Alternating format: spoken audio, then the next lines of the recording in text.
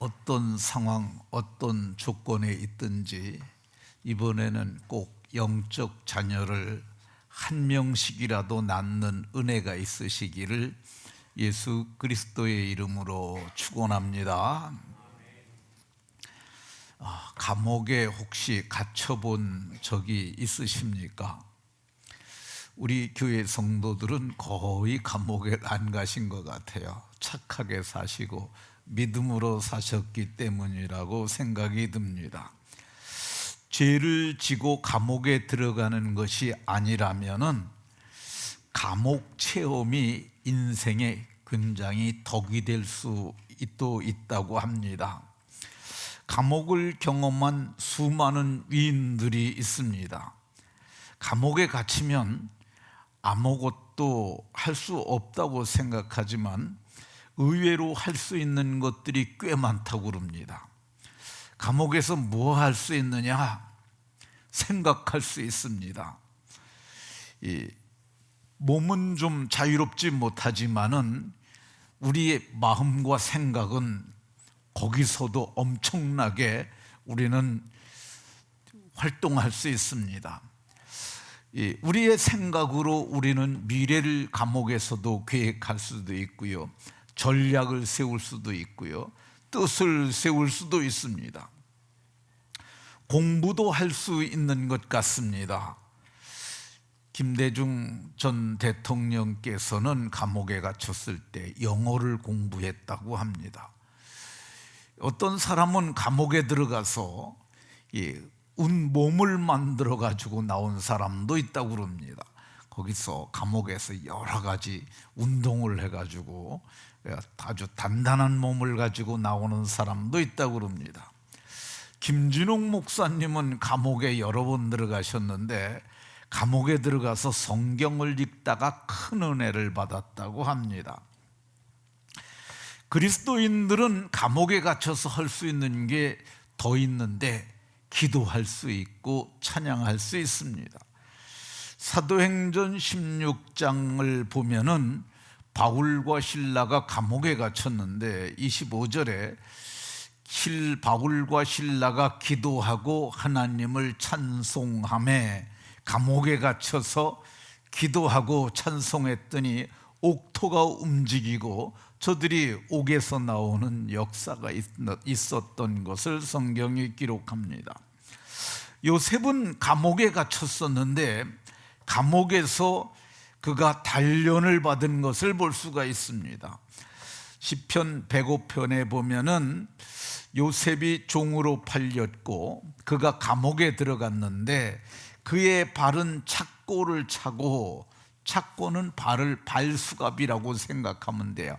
그러니까 발을 단단히 묶는 족쇄인데 그걸 차고, 몸은 쇠사슬로 매였으니, 그러니까 아주 중죄수로 그를 정죄해서 그에게 그런 힘든 고난의 시간을 갖게 했던 걸 볼 수가 있는데, 그 감옥이 어떤 감옥이었느냐 하면은요, 창세기에 보면 요셉이 감옥에 갇혔는데 그 감옥은 왕의 죄수를 가두는, 그러니까 정치범들이 갇히는 보디발의 집에 있는 큰 감옥이었던 것 볼 수가 있습니다. 그 감옥에서 요셉이 뭐 했느냐? 성경은 말씀이 그를 단련하였도다. 감옥에 갇혔는데 허송세월하는 것 같고 감옥에 갇혀서 고생만 같은 것 같은데 그가 말씀이 그의 마음을 단련한 거예요. 그래서 그게 감옥에 갇혀 있는 동안 마음이 단련을 받아서 어떤 시련도 담대히 이길 수 있는 강인한 사람이 되었을 뿐만 아니라 그가 감옥에 있으면서 또 정치범들 속에 있었으니까, 감옥에 갇히면 무슨 얘기하겠어요? 자기 얘기들 많이 하잖아요. 그러니까 애굽의 정치 상황에 대한 정확한 이해를 얻게 되고, 그가 총리가 되었을 때 애굽을 통치할 때 그 감옥에서 배운 그런 정치에 관한 이론들이 그로 하여금 일을 잘하게 했던 걸 볼 수가 있습니다. 감옥에서 할 수 있는 것 뭐 있냐? 전도할 수 있습니다. 빌립보서 1장 13절을 보면 나의 매임이, 여기 매였다는 말도 감옥에 들어갔다는 말이에요. 그리스도 안에서 모든 시위대 안, 그러니까 바울 사도가 갇힌 데가 시위대였는데 시위대 안과 그 밖에 모든 사람에게 나타났다. 이 말이 자기가 감옥에 갇혀서 복음을 전해서 시위대와 그 밖에 모든 사람에게 복음이 전파됐음을 말씀합니다. 감옥에서 전도할 수 있어요. 오늘 본문 10절에도 갇힌 중에 낳은 아들 오네시모를 말하잖아요. 감옥에 갇혀서 아들 낳았다고 이렇게 말씀하고 있습니다. 그러면 갇힌 중에 낳은 아들이라는 말이 뭘까? 그 말은 바울 사도는 전도 여행을 3번을 합니다. 그러니까 1차 전도 여행, 2차 전도 여행, 3차 전도 여행을 마치고 돌아갈 적에는 뭘 가지고 들어가냐면 예루살렘에 기근이 들어가지고 이방 교회가 구제 헌금을 모아가지고 그에게 주어요. 헌금을 가지고 그가 예루살렘 교회를 갔는데 거기 가가지고 붙잡힙니다. 그래가지고 2년여 시간을 예루살렘에서 왔다 갔다 하면서 있다가 마침내 2년 정도 지나서 배 타고 로마까지 가게 되는데, 로마에 가서 이 오늘 우리가 보고 있는 이 편지를 기록했다고 보는 것이 보통 정설입니다. 근데 그가 감옥에 갇혔다고는 하지만은 이 사도행전 28장에 보면 바울 사도께서 로마에 가가지고 온 2년, 이태라는 말이 2년이라는 뜻이에요. 온 이태를 자기 셋집에 머물러면서, 그러니까 가택연금을 한 상태인 것 같아요. 그가 바울 사도의 죄를 중죄수로 다루지 아니하고 가택연금 상태에서 그가 거기서 재판받을 때까지 2년여 기간을 보내는 중에 낳았다고 이렇게 얘기를 합니다. 이 낳은 아들이라고 그러잖아요. 바울 사도도 남자시고 여기 아들 낳았다고 그러니까 이거는 생물학적 출생을 얘기하는 게 아니에요. 여기서 본문이 얘기를 하는 거는 사람이 거듭나게 했다는 그런 뜻입니다. 갇힌 중에 낳은 아들이 거듭났다는 뜻이라고 말한다면은 거듭나는 게 뭘까? 거듭나는 것은 다시 한번 태어나는 거야. 영어로 born again 이렇게 얘기를 합니다. 다시 한번 태어나는 것.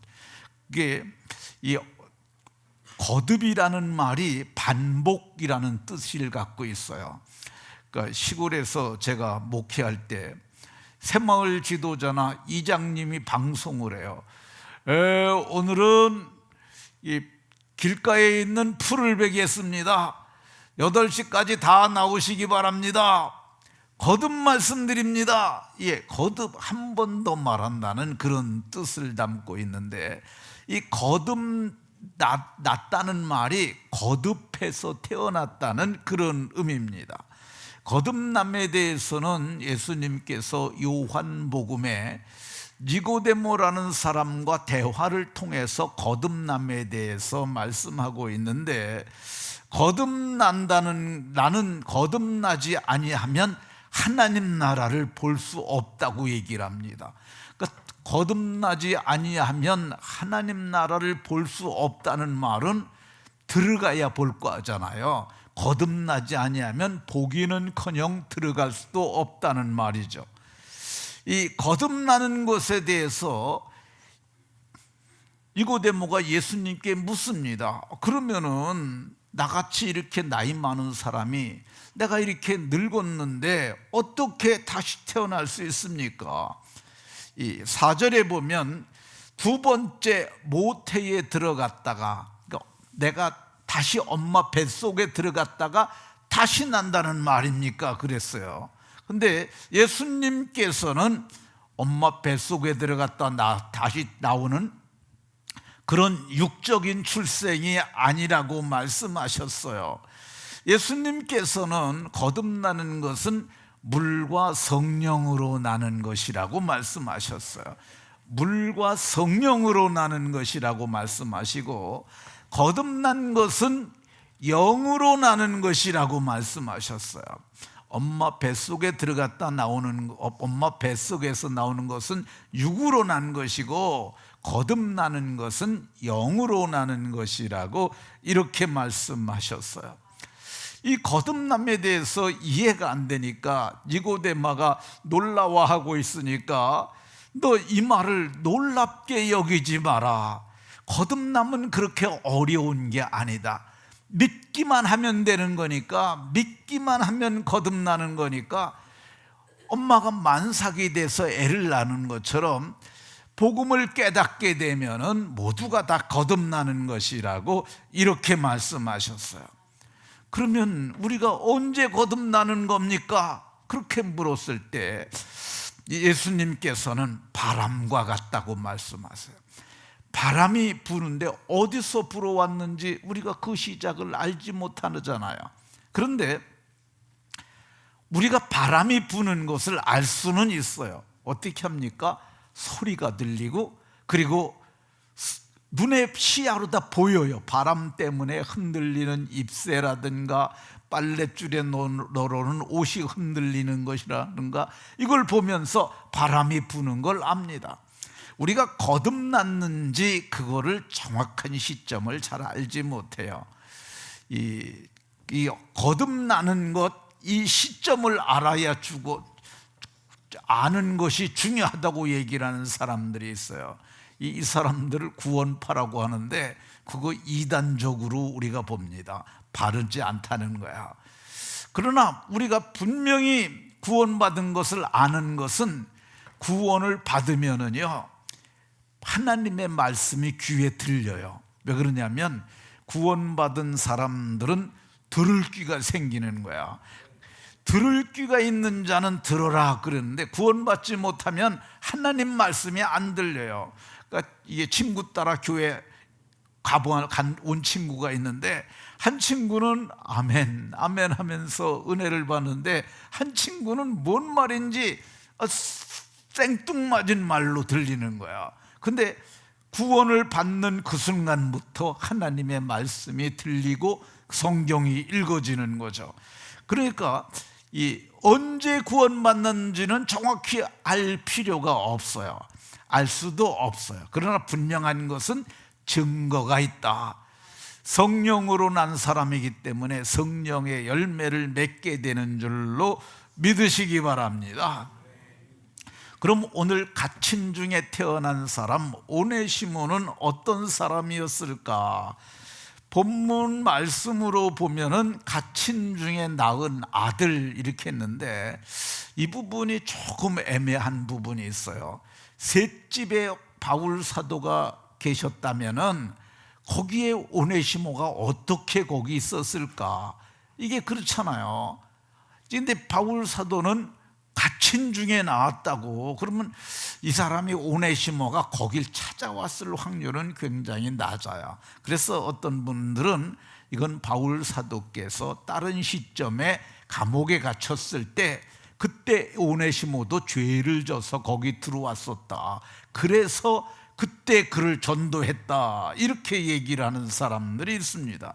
어쨌든 갇힌 중에 낳은 아들 이 오네시모는 어떤 사람이냐? 그가 전에는 무익하였다고 얘기를 합니다. 유익하지 못한 게 무익한 거야. 전혀 주인에게 도움이 되지 않고 쓸데없고 쓸모없는 사람이었고, 차라리 없는 게 나을 것 같은 그런 무익한 자였다고 얘기를 합니다. 이 오네시모가 어떤 사람이었느냐?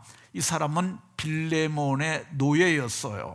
14절에 보면 내 승낙이 없이는, 이 오네시모가 회심을 했고 그 사람이 이제는 내 일꾼이 돼서 나를 위해 일하는데, 네가 원래 네 종 아니냐, 그러니까 네가 허락을 해줘야 된다. 그래서 내 승낙이 없이는 이렇게 표현합니다. 그러니까 오네시모는 어떤 사람이었느냐?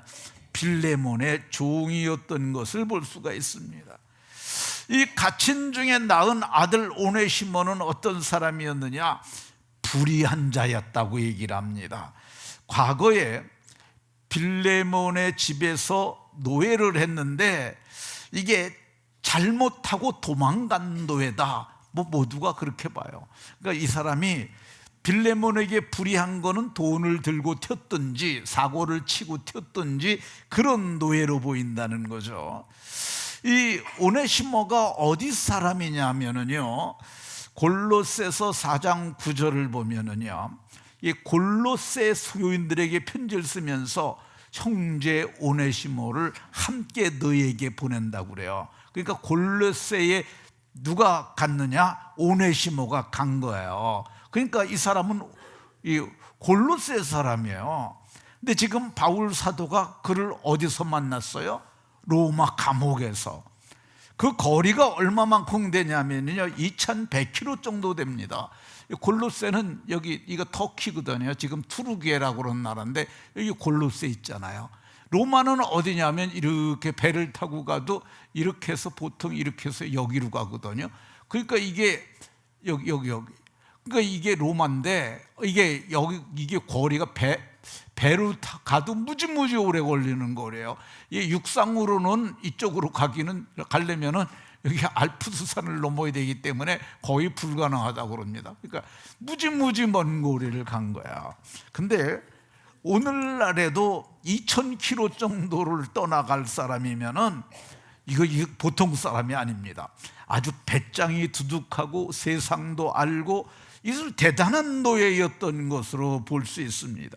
그런데 이 오네시모가 그 먼 거리를 주인이 도저히 찾을 수 없는 그 거리까지 그가 갔던 것을 볼 수가 있습니다. 이 오네시모는 어떤 사람이었느냐? 그는 빚진 것이 있는 것 같습니다. 18절에 보면 그랬는데 그가는 오네시모거든요. 내게 빚진 것이 있으면, 그 얘기는 돈을 들고 튀었든지 어쨌든 돈과 관련된 과오가 있었던 것 같아요. 그러니까 이 오네시모는 그렇게 의롭지 못한 그런 사람이었던 것으로 보여집니다. 그런데 그 오네시모가 새 사람이 됩니다. 영적 출생을 하게 되는 거죠. 거듭나게 되는 거야. 어떻게 그가 거듭나게 되느냐? 바울 사도께서 그를 만남으로 그의 인생이 역전이 되는 거죠. 바울 사도께서 감옥에서 그를 만나게 됩니다. 근데 바울 사도는 어떤 사람이었어요? 복음 전도의 달인이에요. 달인. 딱 보면 사람을 파악하고 그 사람에게 어떻게 복음을 전하면 좋겠다, 다 보자마자 다 그게 답이 나오는 거죠. 그래서 그 바울 사도께서 오네시모를 보자 마음에 이 사람은 전도하면은 복음의 일꾼이 되겠구나, 그런 마음을 갖게 됐어요. 이게 마음으로 이렇게 작정하는 것, 이거를 태신자라고 그래요. 태신자. 우리는 태신자, 마음에다 품는 거죠. 마음에 잉태했다는, 엄마가 아기 같듯이 우리도 저 사람을 내가 전도해야겠다 마음에 두는 것, 태신자인데 바울 사도께서 전도하려고 마음에 두었기 때문이라고 생각이 되어집니다. 바울 사도께서 어떻게 저를 전도하셨느냐, 어떻게 저를 거듭나게 했느냐? 바울 사도께서 보자마자 저를 위해서 기도했다고 생각이 되어집니다. 성경에 기도했다는 말은 없어요. 그렇지만은 이 바울 사도는 무슨 일을 하든지 기도하면서 하는 분이에요. 그리고 사람이 사람을 거듭나게 하지는 못해요. 주께서 구원받는 백성을 더하게 하시니라.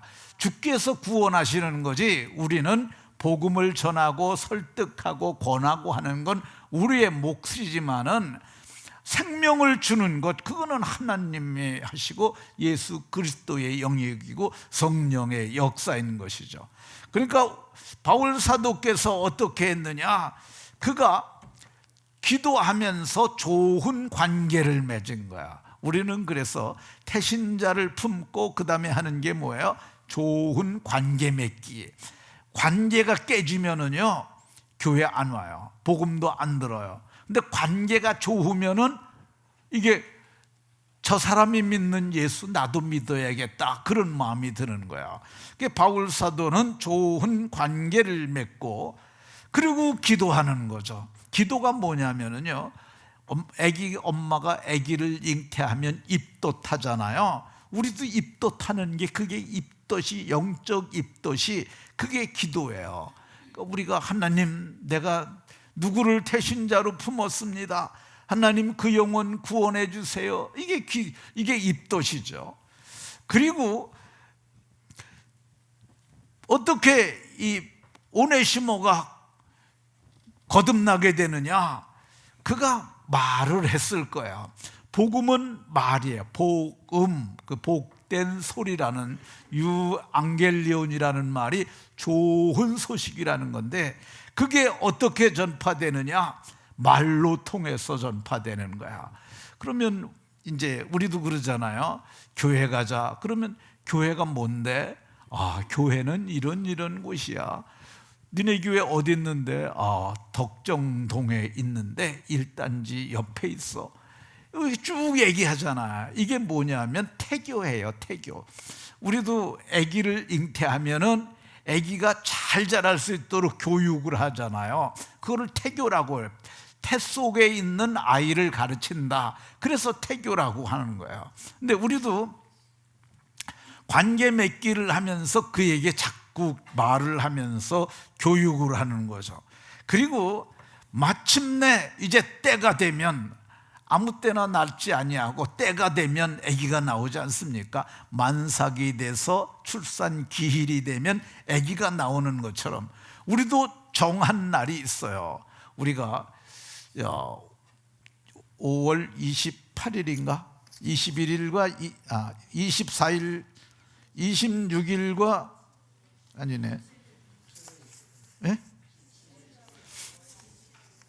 저기 써 있어요. 저 맨 위에. 17일, 24일, 17일과 24일. 그러니까 17일 그날 해산주일이에요. 해산. 그날 와가지고 우리가 아기 낳으려면 요즘은 병원에 가잖아요. 병원에 가듯이 교회로 데리고 오는 거야. 데리고 와서 복음 듣게 하고, 그래서 그날 예수님 영접하고 그가 영적 출생을 하게 하는 걸 볼 수가 있습니다. 그러면 이렇게 예수님을 믿고 거듭나면은 어떤 것을 얻을까? 예수님 믿고 거듭나면 어떤 은혜가 그에게 있냐? 첫 번째, 새 생명을 얻습니다. 새 생명. 그러니까 이건 육신의 생명인데 영적 생명을 얻어요. 성경은 새 생명 가운데 우리가 행할 수 있게 됨을 말씀합니다. 어떻게 새 생명을 얻느냐? 예수님이 내 말을 듣고 또 나 보내신 이를 믿는 자는 영생을 얻었고, 영생이, 영원한 생명이 새 생명이에요. 우리는 유한한 생명 살고 있잖아요. 근데 영생을 얻었고 영원한 생명을 얻게 돼요. 그러니까 우리가 예수님을 보내신 이, 곧 하나님을 믿으니까 영생을 얻게 되는 거잖아요. 근데 우리가 하나님께서 아들을 보내셨고 그 아들 예수님을 믿을 때 어떤 일이 일어나느냐? 마음에 예수의 피가 뿌려지는 거야. 성경은 피 뿌림을 얻기 위하여 우리가 택하심을 입었고 마음의 뿌림을 받아 악한 양심으로부터 벗어남을 얘기를 합니다. 그러니까 마음에 예수의 피가 뿌려지는 거예요. 이 마음은 육체가 아니에요. 만질 수 없어요. 지각되지는 못하지만 우리 속에 실제로 존재하는 이 마음이 있는데, 이 마음에 정서도 있고 그런데 이 마음에 예수의 피가 뿌려지는 거야. 마음 속에 영혼이 들어있어요. 그러니까 여기에 뿌려지는 그 순간 피가 생명이잖아요. 그러니까 그 피가 누구의 생명이냐? 성경은 하나님의 피라고 얘기를 하고 있어요. 하나님이 자기 피를 우리에게 주신 거야. 그래서 하나님의 피가 하나님의 생명이잖아요. 근데 생명인데 하나님은 영생하시는 하나님이니까 영생하는 피가 우리 마음에 뿌려지니까 우리가 영생하게 거듭나게 되면 영생을 하게 되는 존재가 되는 줄로 믿으시기 바랍니다. 또 태신자가 영적으로 출생하면 어떤 것을 얻느냐? 하나님의 자녀가 됩니다. 그래서 우리는 새 가정을 얻어요. 우리의 가정이 세상에서의 이런 가정이 있고 또 하나가 있는데 그게 하나님의 가정이에요. 성경은 하나님의 자녀가 됐다니까 우리가 믿음으로 하나님의 가족이 됩니다. 우리가 하나님의 가족이 되는데 가족이 되려면 씨가 같아야 돼요. 그러니까 제가 한 씨잖아요. 제 아들도 한 씨예요. 제 딸도 한 씨예요. 그러니까 한 가족이 되는 거야. 근데 성경은 우리가 거듭날 때 썩지 아니할 씨, 씨가 그게 씨가 곧 종자거든요. 그 씨를 요한일서 3장 9절에서는 하나님의 씨가 그 속에 거함이요. 그러니까 우리가 종자가 바뀌는 거예요. 육체적인 종자 말고 영적인 씨가 우리 속에 들어오게 되는데, 그래서 우리가 하나님의 가족이 되는 거야. 하나님의 가족이 된 증거가 뭐냐? 예수님을 믿고 마음에 예수의 피가 뿌려질 때 우리가 성경을 보면 하나님이 아들의 영을 주셨다고 그래요. 로마서에서는 양자의 영, 갈라디아서에서는 아들의 영이라고 그러는데 같은 영이에요. 그러니까 우리로 하여금 양자의 영을 주셔서 우리를 하나님의 자녀로 입적을 시켜주는 거야. 그래서 우리가 신분의 변화가 일어나요. 그래서 아들의 영을 받았으니까 하나님을 뭐라고 부르느냐? 아빠, 아버지라고. 애들이 아빠 그러잖아요. 마찬가지로 아빠, 아버지라고 부르짖게 되고, 그래서 우리가 하나님의 가족이 되니까 우리가 누굴 닮게 되겠어요? 하나님을 닮잖아요. 애들을 보면은 지 엄마나 지 아빠를 닮아요. 우리는 애들이 넷인데 둘은 제가 보기에 저를 닮았고 둘은 지 엄마를 닮았어요. 이게 보면 나와. 딱 보면 저거 쟤 닮았구나, 그런 생각이 드는데, 우리가 성경을 보게 되면 하나님의 성품을 담게 된다고 얘기를 하고 있어요. 하나님의 성품을 개역 성경에서는 신의 성품이라고 그랬고, 이번에 번역된 성경에서는 신성한 성품에, 그러니까 신성한 성품인데 그게 뭐냐면 거룩해지는 거야. 그래서 옛날에는 참 더러운 일을 하면서도 그게 더러운 줄 모르고 그걸 즐겼어요. 그런데 예수님을 믿고 거룩해지고 나니까 이제는 신성한 성품을 가져서 정말 아내와 사랑하고 가족이 사랑하고 형제와 우애 있게 지내는 그런 삶을 사는 하나님의 가족이 되는 복이 있습니다. 태신자가 영적으로 출생하면 어떤 존재가 되냐? 성경은 새 사람이 된다고 얘기를 합니다. 하나님을 따라, 에베소서 4장 24절에 하나님을 따라 의와 진리와 거룩함으로 지으심을 받은 새 사람을 입으라. 그러니까 예수님 믿으면은 새 사람이 되는 거예요. 새 사람을 성경은 새 존재, 새로운 피조물이라고 얘기를 해요. 새 좋은 피조물이라고 고린도후서 5장 17절에 말하는데, 이게 뭐냐면은요, 이게 새로운 피조물이라는 말은 새 인류라는 거예요. 그러니까 세상에 사는 인류가 하나 있어요. 다 이제 멸망에 들어갈 인류가 있는가 하면 우리는 새 인류예요. 하나님의 나라에 들어갈 인류가 되는데, 이 사람들은 뭐가 다르냐? 지식이 달라요.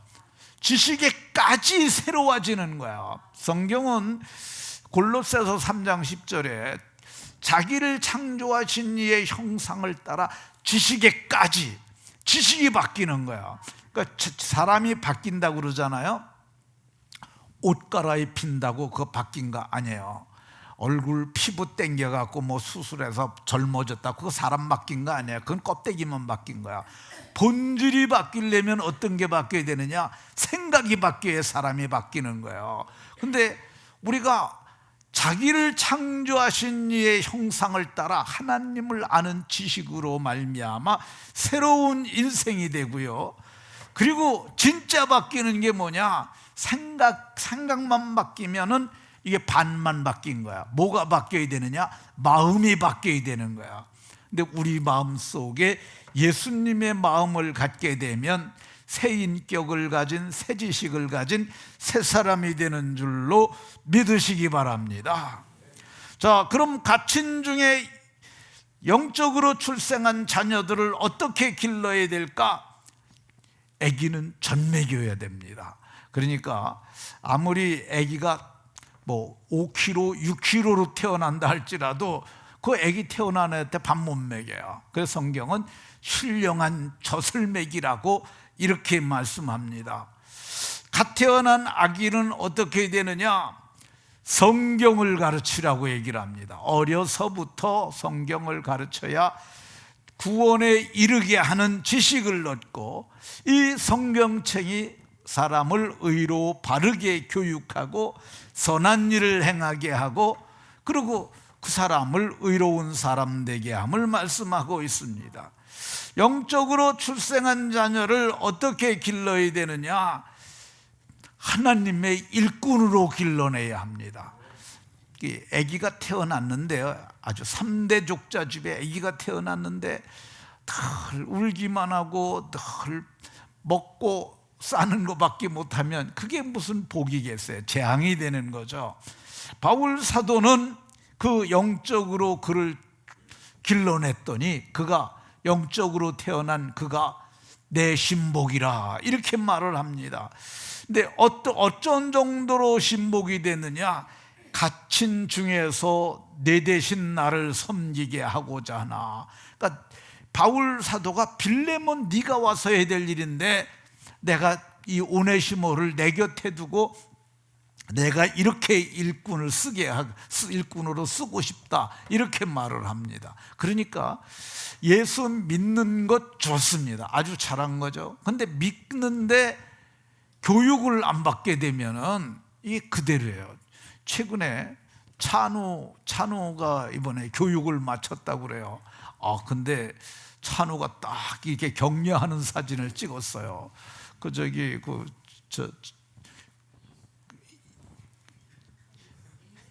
이수권사 거기에 보면 프로필 사진에 나와 딱 이렇게 격려하고 있는 모습이 있어요. 그러니까 불과 뭐 한 달 그 정도 기간에 사람이 바뀐 거예요. 근데 교회를 다녀도요, 계속 이렇게 주일 예배만 참여하고 그렇게 되면 잘하지 않는 건 아니에요. 더디게 잘하는 거지.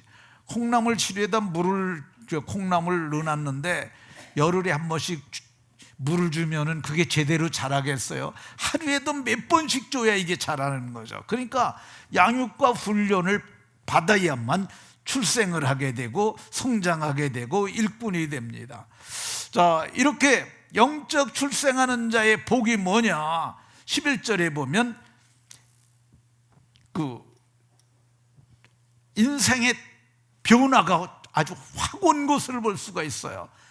전에는 이제는, 전에와 이제, 전에는 무익했는데 이제는 유익한 종이 되어, 이게 인생의 변화가 오는 거예요. 예수님 믿음으로 전에는 무익했는데 이제는 유익한 자가 되는 거죠. 이 전에는 마귀의 신복이었는데, 그래서 악한 일하고 불의하고 빚진 거 있고 그런 사람이었는데 12절에 보면 내 신복이라. 내 신복이라는 말이 내 심장과 같다는 거야. 신복이라는 말이 문자적 의미는 심장을 뜻해요. 그러니까 그가 내 마음을 다 알고 일을 행할 수 있는 그런 복음의 일꾼이 되었다고 얘기를 합니다. 그가 얼마만큼 변화가 왔느냐? 성경을 보게 되면 너를 대신하여 내 일을 할 만큼 그가 이제 일꾼이 되었다고 이렇게 얘기를 합니다. 그럼 빌레몬은 뭐 하던 사람이냐? 빌레몬은 골로새에 있는 자기 집에 골로새 교회를 세운 사람이에요. 빌레몬, 우리가 보고 있는 책 2절을 보게 되면 내 집에 있는 교회에 편지하노니, 그러니까 교회가 초창기에는 다 집에서 시작을 했어요. 그러니까 내 집에 있는 교회, 이거 빌레몬 교회를 누가 목회했느냐? 빌레몬이 목회했다고 그럽니다. 근데 이제는 그가 전에는 무익하고 불의하고 그런 사람이었는데 이제는 목회할 만한 일꾼이 되었고, 그가 이제는 변화가 돼서 이제는 종이라고 그러지 말고 형제라고 그러자. 왜 그러냐면 예수의 피로 우리가 가까워졌으니까 형제가 되라고 얘기를 하는데, 이거는 이제 성경에 나와 있지 않는 얘기고, 유대 전승이라는 게 있어요. 초대교회 전승에 의하면은 이 빌레몬이 바울 사도에게 쫓아다니면서 복음을 배웠고, 그리고 마침내 복음의 일꾼이 돼서 에베소 교회의 감독이 되었다는 이야기가 있어요. 전승이에요. 정확하진 않아요. 그렇지만은 그 초대교회 전승이니까 그가 아주 좋은 사람으로 복되게 인생을 살았던 것 볼 수가 있습니다. 말씀을 마치도록 하겠습니다.